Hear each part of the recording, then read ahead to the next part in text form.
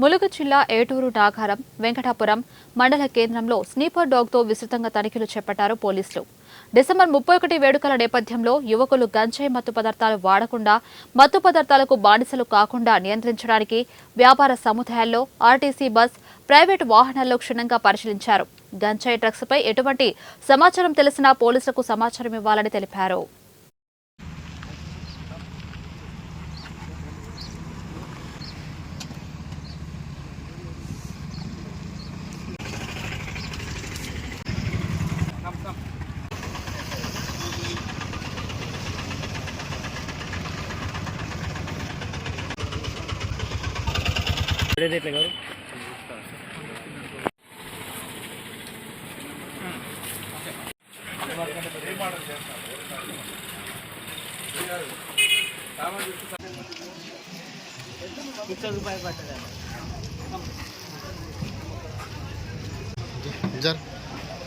అన్నా మీరెవరే?